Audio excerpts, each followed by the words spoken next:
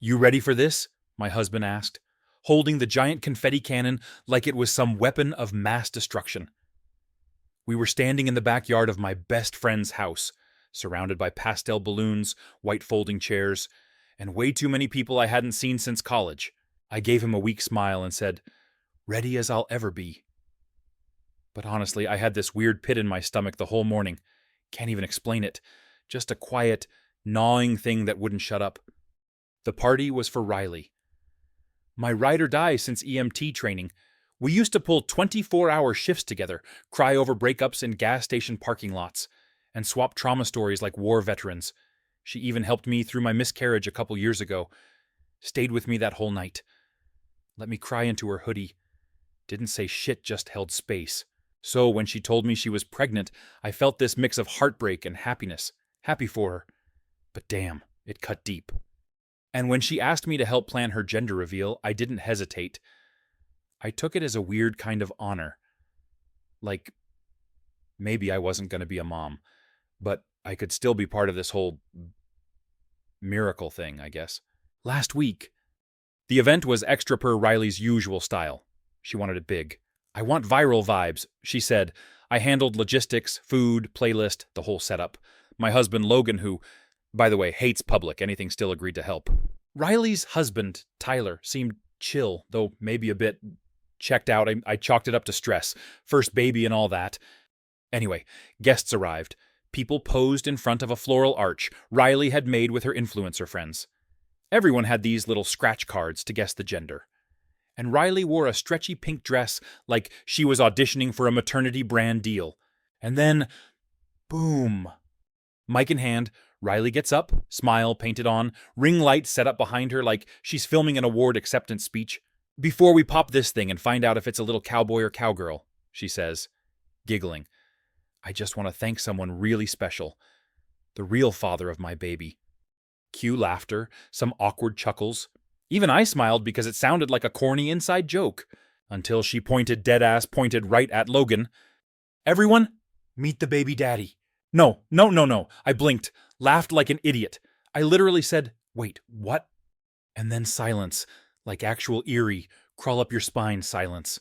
Logan looked like someone punched him. Tyler just stood there, hands in his pockets, looking at the ground like he was disassociating. I was frozen. My heart was in my ears. And Riley smiling like it was the F*** King Oscars. UTF. "Riley," I muttered under my breath, looking straight at her. I wasn't joking. I wasn't playing along. I needed to know what the hell she was thinking. And then she started laughing. Like full-on reality show cackle. "It's a prank. Guys, come on, lighten up. It's for my TikTok." She gestured to the corner where her ring light and camera were set up. I felt my cheeks flush hot. I looked around the crowd. People weren't laughing. One girl gasped and just said, "No way," under her breath. And Logan, his hand found mine under the table. It was shaking. I could tell he was mortified. The rest of the party was a blur. People tried to act normal, like nothing just happened. But the air was weird thick with secondhand embarrassment and confusion. Riley went on like nothing happened. Popped the cannon, it was pink, and squealed. Tyler clapped, but you could tell it was fake. I wanted to leave. Logan definitely wanted to leave, but I made him stay, because I didn't want to cause a scene. Which was F***ing stupid, and now that I think about it, after the cake and forced games, Tyler stood up and pulled Riley aside. I wasn't trying to eavesdrop, but it wasn't hard. They were literally 3 feet away behind some bushes. "That wasn't funny," he said, his voice flat but angry. "It was a prank. Babe, chill out. You humiliated me. You humiliated them. Are you seriously this selfish?" She rolled her eyes and said something like, "I needed content. Okay, content. That's when Logan whispered, "I'm done. I'm waiting in the car." I nodded. My throat hurt. My chest felt tight. And Riley... She went back to posing for photos with her stupid pink smoke and her equally stupid captions like "Daddy's girl loading." That night. At home? Logan didn't speak much, just sat in the living room, staring at the TV. He finally said, "Why would she do that?" I didn't know. And honestly, I didn't care about her reasons. I was pissed. At her. At myself for letting it slide. At the whole situation. Then came the texts. Riley, hey, can you drive me to my OB apt tomorrow? Riley, you left kinda early. You mad, Riley. Come on, don't be dramatic. Dramatic. I replied, I'm not taking you anywhere. That joke wasn't funny. You humiliated both of us. She fired back instantly. You're being so sensitive. I'm pregnant and stressed. I needed a laugh. I thought you were my best friend. Screw that. I blocked her. Next morning, Logan showed me a message she'd sent him. I won't quote it word for word, but it said he wasn't man enough to take a joke, and that maybe I'm just jealous she's having a baby, and I'm not. I saw red. I canceled the registry I made for her. I emailed the caterer to cancel the balance I was going to pay. I was done. Done helping her. Done defending her. Done showing up for someone who used my pain for content. ChatGPT said 1 year ago, Riley was crashing on my couch after her third breakup in 6 months. I brought her takeout, paid her half of the rent because she couldn't find work, and talked her out of texting her toxic ex at 2 a.m. I should have known then. I should have seen it. But I didn't, because I thought she was my person. After that disaster of a gender reveal, blocking her should have been the end of it. Done and dusted. But drama doesn't go quietly when it feeds on attention. 2 days later, I got an email from Riley. Subject line, you owe me. I nearly spit my coffee. She went on some unhinged rant about how she couldn't afford to pay the caterer. And since I helped plan the party, I should be a decent person and cover the bill. Girl, what? I had already paid for half of it as a gift. She booked the vendor under her name. That's her bill. And you want to send me an invoice for your fake-ass party where you accused my husband of fathering a child you're not even sure exists. I didn't respond, but Logan, he read the email, raised an eyebrow, and said, tell her to send it to my lawyer. That was the first time I laughed since the party.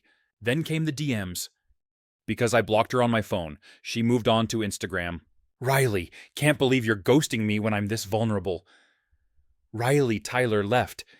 He's not even answering my calls. Riley, you ruined my life. You made him think I cheated. I stared at my screen, jaw clenched. I hadn't even told her off. I just walked away. And somehow I was the villain. A few hours later, she messaged Logan again. This one hit different. You're a weak man. Can't even get your wife pregnant, but you're quick to act like the victim. You don't deserve her. I should have let everyone believe it was yours. I saw the message over his shoulder. My stomach turned. Logan looked at me like he was trying to keep it together. But I could see it. That cracked look in his eyes. That shame. That hurt. That was it. That was the line. The last straw. The final flick of the match. So I lit it all on fire.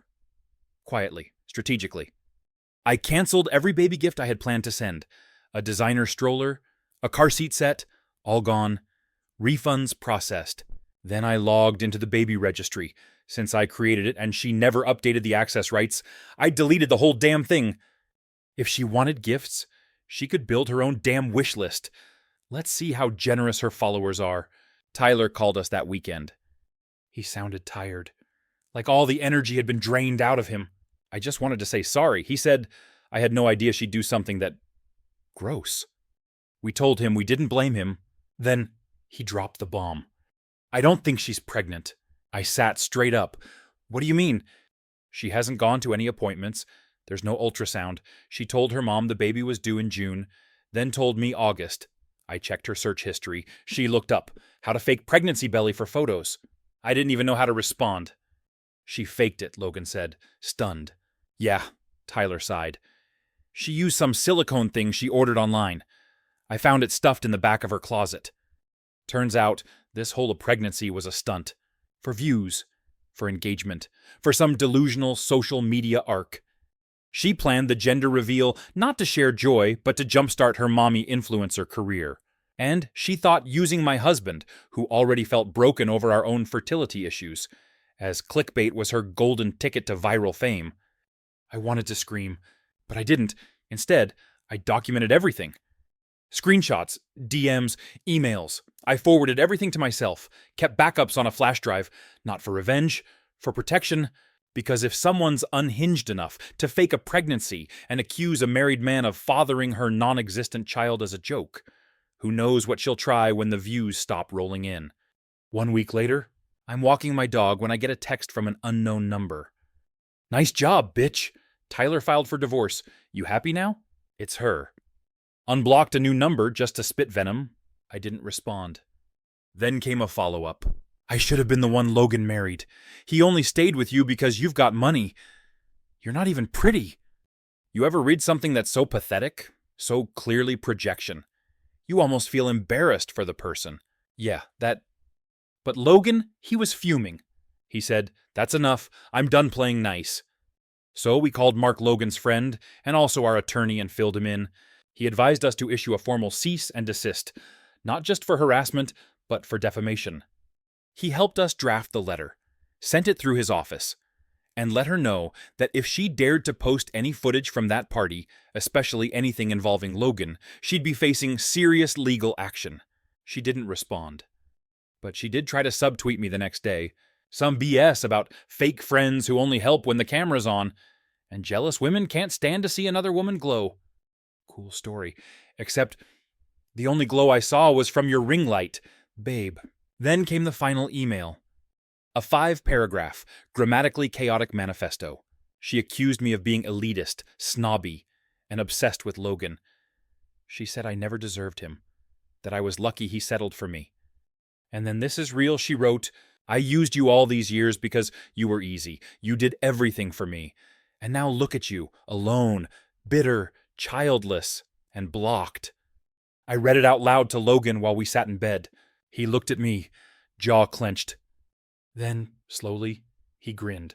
"I'll print that out and frame it next to our wedding photo." We invited Tyler over for dinner that weekend. Not out of pity, out of closure.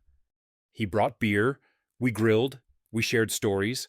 He showed us the texts she sent him accusing him of cheating now, gaslighting him, blaming him.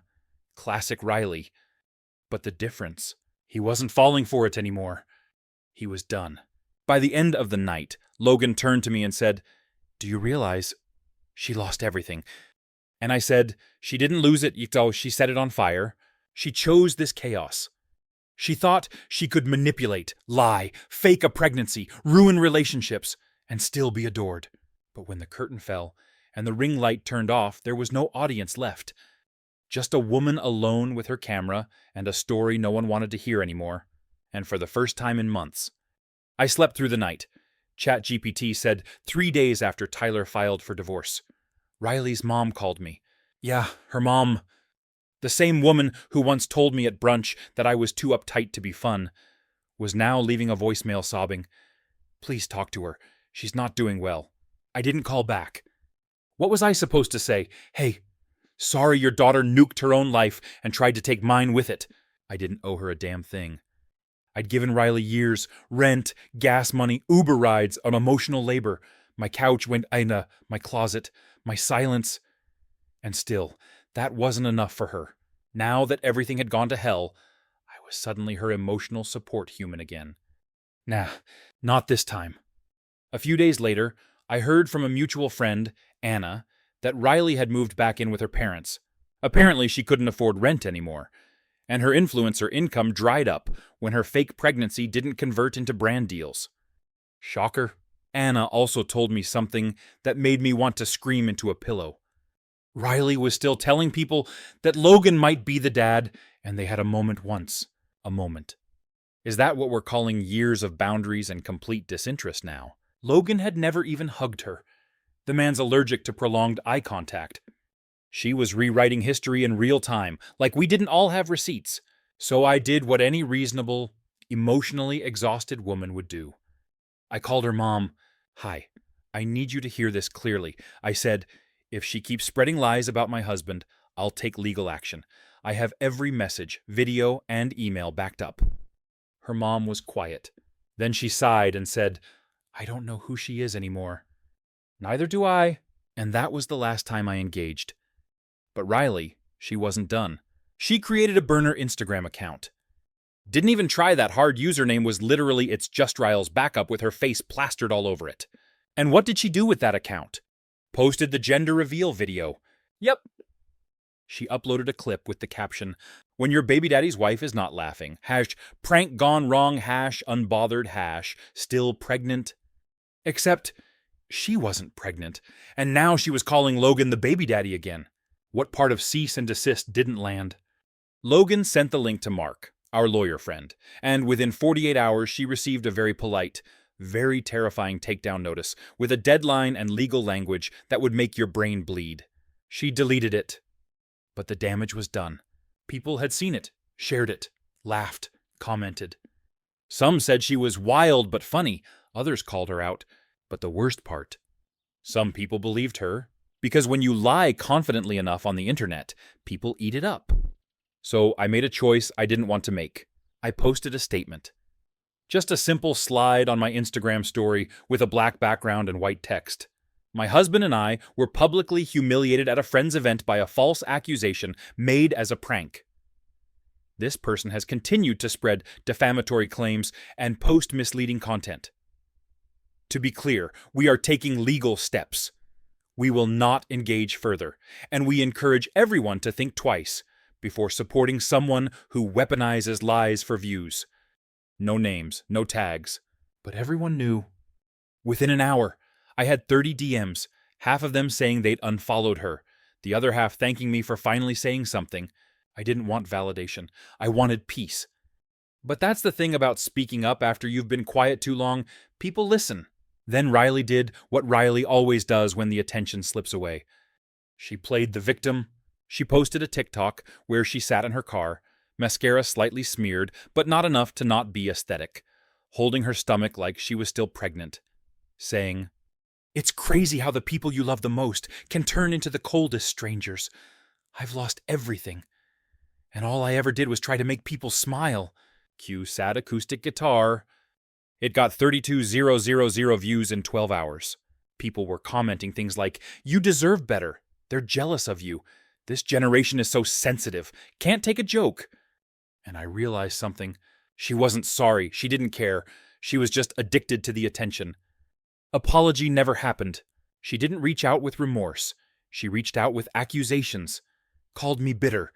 Said I was punishing her for being fertile. I stared at that message, completely numb. And then, something in me clicked. I wasn't angry anymore. I was done. So I did what Riley never expected me to do. I disappeared. I deleted her from every app, every backup chat, every shared album. I took down photos of us on my feed. Burned the dumb matching hoodie she gave me back in 2019. I blocked every burner account. I didn't react when she posted cryptic quotes. I didn't respond when she texted Logan again. I didn't even tell my friends anymore. Because she wanted me to react. She wanted a war, a back and forth drama. But I gave her silence. And silence, that's louder than any scream. One day, Logan and I were having lunch at this quiet spot by the lake. We hadn't talked about Riley in weeks. And out of nowhere, he said, "You know what's wild? I don't even feel angry anymore. I just feel free." Same. We talked about adopting, not tomorrow, not soon, but someday. We talked about maybe moving, a fresh start. Not to run away, but to step forward. Meanwhile, Riley's world kept shrinking. Tyler finalized the divorce. Her parents made her get evaluated, turns out. No diagnosis, no medical condition, just pure manipulation. Brands distanced. Friends vanished. People moved on. All she had left was her phone. And no one watching anymore. That's the thing about attention addicts. When the high fades, so do the followers. I heard from Anna that she started working at a boutique downtown. Nothing wrong with that. Honestly, might be the best thing to happen to her. But I also heard she still blames me. That she tells people I ruined her life. No, Riley, you ruined it yourself. I just stopped holding the pieces. Weeks later, I walked into that same boutique by accident, just browsing. And there she was behind the counter, no filter, no camera, just her. She looked up, froze. I didn't say anything. Just smiled, and walked out. Didn't slam the door, didn't roll my eyes, didn't mutter a word. I just let it end right there. Some endings don't need fireworks, just closure. And I gave myself that. Finally, ChatGPT said, a few months later, Logan and I were packing for a short trip to Oregon. Just us, the mountains, and a week with no phones. We needed it bad. Life had started to feel light again, lighter than it had in years. But of course, just when you start to breathe again, the past claws at your door. This time, it wasn't Riley. It was her dad. Yeah, her dad. I didn't even know the man had my number. He called twice and left a voicemail saying, "I think you owe my daughter an apology." Excuse me. I played the voicemail for Logan, who just sat there blinking like he couldn't believe we were still dealing with this crap. "She lost everything," the voicemail went on, "and you were supposed to be her best friend." I tossed my phone on the bed and said, "I can't even get mad anymore. It's just sad." Logan shrugged. "That's the thing. She's not sorry. She just wants someone to blame." We went on that trip, hiked, read books by the fire, made pancakes at noon, didn't check social, didn't check email, just lived. And for the first time in years, I looked at Logan and thought, we made it through hell and came out stronger. We didn't need revenge. We had peace. But karma wasn't done yet. A week after we got back, I ran into one of Riley's old content partners at a local networking event. She used to do these cringy collabs with Riley where they'd film makeup tutorials and fake mom life skits, even though neither of them had kids. Her name was Sam. She pulled me aside and said, "Hey, so I'm not trying to stir anything, but you should know Riley's been sending people your old baby registry links and telling them you're refused to help her anymore out of jealousy." I blinked. "Wait, what?" "She told people you were bitter that she was pregnant, and now she's trying to rebuild, and you're making it impossible. The registry I deleted months ago, the one I created for her." I was stunned, and then furious. "She's using my name to collect gifts from people." "Yeah, like sending screenshots with your name on it. I only realized something was off because she used your wedding photo as her WhatsApp icon for a week. It was weird. What the actual hell?" I called Mark again, explained everything. He sighed the deepest sigh I've ever heard from a grown man. "She's impersonating you to solicit gifts. That's fraud, even if it's small scale," he said. "You want to pursue it." I hesitated. Honestly, I didn't want to get into court. I didn't want to see her face, but I did want it to stop. So I said yes. Mark drafted another notice this time, citing fraudulent misrepresentation, impersonation, and online identity misuse. Legal speak for cut the crap or we'll escalate. We sent it. She didn't respond. But the registry magically vanished 2 days later. I thought that was the end. Until Logan got a letter in the mail, handwritten, no return address. Inside was a folded-up piece of notebook paper that smelled like drugstore perfume. In messy cursive, it said, "You think you're so perfect. You think just because she has money and you wear a uniform, that you're better than me. But I'll always be in your head. You'll never forget me. She knows it, too." I didn't cry. I didn't even feel scared. I laughed, because it was pathetic. She was spiraling. She wasn't trying to win anymore. She was just trying to rattle us. One last desperate attempt to matter. Logan tore the letter in half and dropped it in the shredder. Didn't say a word. Then something happened that neither of us expected. We got a call from Tyler's lawyer. They needed character statements for the divorce trial. Apparently, Riley had counterfiled and was trying to claim emotional abandonment and character defamation from Tyler, the same man who paid her bills, believed her lies, and still held her hand through the fake pregnancy reveal. Unreal. Mark agreed to represent us at the hearing as witnesses. Tyler was grateful. He looked like he hadn't slept in a year when we met him at the courthouse. "She's saying I made her unstable," he told us, eyes dark, that I forced her into online content creation because I didn't want to get a second job. Logan just blinked. "She was already doing that when we met her. She's saying you harassed her," Tyler added, looking at me. Me. "She said you orchestrated some reputation smear campaign and used fake accounts to tank her engagement." That part made me laugh out loud. I barely have time to answer emails, let alone wage online warfare. The hearing lasted 3 days. She showed up in a cream blazer like she was the victim of a Netflix true crime doc. Played the innocent, cried on cue. But then Mark stepped up. He brought emails, DMs, screenshots, video links. He laid it all out, the fake accusations, the burner accounts, the reposted video after the takedown notice. He even played a TikTok clip Riley posted after she claimed she was pregnant one, where she dropped a champagne bottle on a boat and laughed about how bloated she looked, time-stamped 2 months after the supposed due date. Tyler's lawyer didn't even have to say much. Riley had torched her own credibility with her own words. In the end, the court sided with Tyler. Divorce finalized, no alimony, shared custody denied due to, well, no baby. You'd think that'd be the closing chapter, right? It should have been, but drama addicts don't end stories. They drag them. A week after the trial, I got one final message. From her mom again. This time, just a text. I'm sorry for everything. And weirdly, I believed her. She wasn't covering anymore. She wasn't defending. She was just a mom watching her daughter crash into her own chaos. I didn't reply. What could I say? Sometimes people don't grow. They double down. Sometimes, the ones you'd take bullets for are the ones loading the gun. And sometimes, the only closure you'll ever get is the one you give yourself. So I shut it down. No more conversations. No more updates. No more reliving. Life now. It's quiet. Normal. Beautiful in a way I never thought I'd appreciate. Logan still plays guitar on the weekends.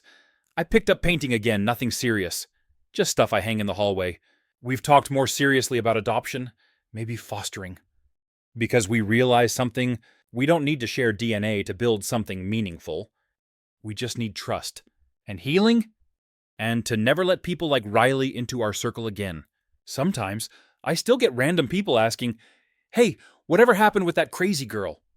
I just smile and say, she became a cautionary tale because she did. A reminder that not every friend is your friend. A reminder that not everyone deserves access to your peace. And a reminder that when someone shows you who they are, believe them the first time. 6 months later, the world moved on, and so did we. I mean, what else were we supposed to do? Riley's name stopped coming up in conversation. Her socials went dark. No more subtweets. No shady burner accounts that we knew of. Just silence. Logan and I focused on rebuilding our lives. It wasn't some fairy tale glow-up. It was messy. Slow. Some days we still had weird emotional hangovers from the whole ordeal. Sometimes we'd be in the middle of dinner and I'd zone out, remembering that awful moment at her gender reveal, and my stomach would twist. But other days, we laughed. We held hands at the grocery store. We sat in bed binging dumb shows until 1 a.m. and whispered about someday filling the second bedroom with baby toys instead of boxes. It was healing. Quiet. Unremarkable to anyone else, but deeply, unbelievably important to us. Then, out of nowhere, I get a call from an unknown number. I usually let those go to voicemail. But something made me pick up. Hello. A pause. Then, is this Avery? I froze. The voice was familiar. Too familiar. It was Sarah. Not Riley's mom, not her lawyer, not her friend. Riley's sister. We'd met a few times over the years. She lived out of state, quiet, private, never involved in Riley's drama. In fact, I vaguely remembered Riley complaining about how stuck up and judgmental Sarah was. Hi, yeah, this is Avery, I said slowly. I hope it's okay that I reached out. I wanted to say something. I braced myself. I'm sorry, she said. For everything my sister put you through, I didn't speak. I didn't know it was that bad. I only found out recently. Mom didn't tell me until after the trial. I read everything she forwarded, the emails, the court stuff, the statements. I'm honestly ashamed. I felt a weird tightness in my throat. I hadn't expected this, especially not now, when I thought the door was fully closed. It's okay, I said, even though it wasn't really about me forgiving her. Sarah exhaled. No, it's not. But I wanted to say it anyway. We ended the call politely. No drama, no tears, just human honesty. And for some reason, it made me feel lighter. A few days later, I got an email from one of Riley's old brand contacts. Apparently, She had reached out to them recently, trying to pitch a redemption arc campaign, a story about forgiveness, healing, and bouncing back after social media backlash. They wanted to know if I'd be willing to collaborate. I didn't even respond. I just forwarded it to Mark with a one-line message. "Absolutely not." He replied with a laughing emoji and already drafted a no thanks. Because seriously, what kind of audacity do you need to try to make a comeback off the same chaos you never owned up to? You want a redemption arc. Start with an apology, not a product code. Then came the podcast. Yeah. She went on some no-name podcast and told her version of the story. I didn't listen to the whole thing, just the clips people started sending me. She called me jealous, said Logan led her on, and claimed the gender reveal joke was blown way out of proportion by bitter people who don't understand Gen Z humor. I'm a millennial, by the way, just in case that needed clarifying.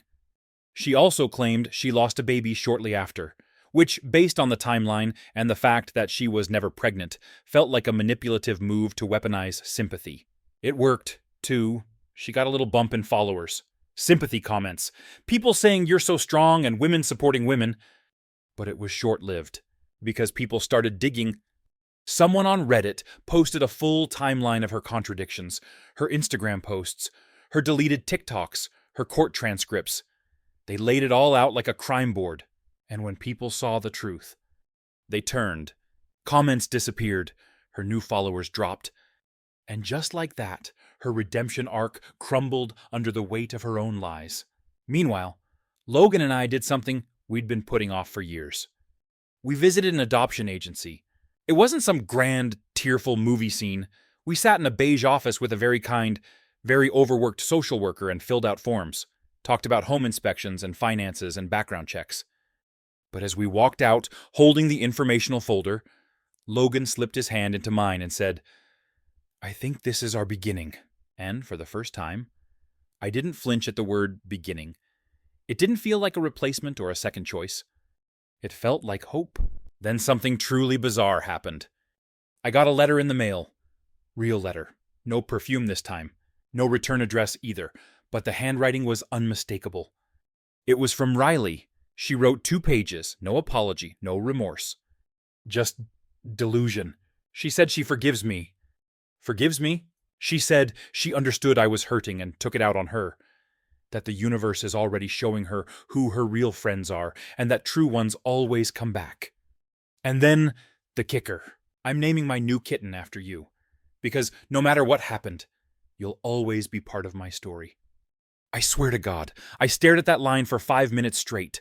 I didn't know whether to laugh or scream or cry. Logan read it, blinked twice, and said, "Maybe we should move to another state." We didn't respond. We shredded the letter. Because what do you even say to a person like that? Nothing. You say nothing. You stop giving them air to breathe in your life. You let them spiral on their own. A month later, I ran into Sarah again, Riley's sister, at a community fundraiser. She gave me a tight hug and said, "Just so you know, she's been banned from family gatherings. My parents finally saw everything." I raised an eyebrow. Even Christmas. We both laughed. She looked around and said, "It's wild, isn't it, how someone can live in a complete fantasy world for so long and still think they're the hero?"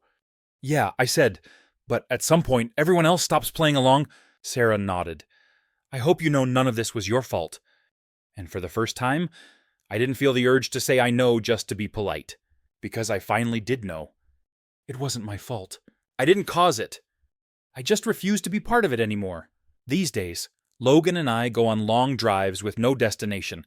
We pick random diners and talk about the future, about what color to paint the nursery, about middle names, about rescue dogs. We still get comments sometimes, people asking if that was the Riley. We just smile and say, "Yeah, that chapter's closed." Because it is. Completely. She doesn't live in our heads anymore. She lives on mute, where she belongs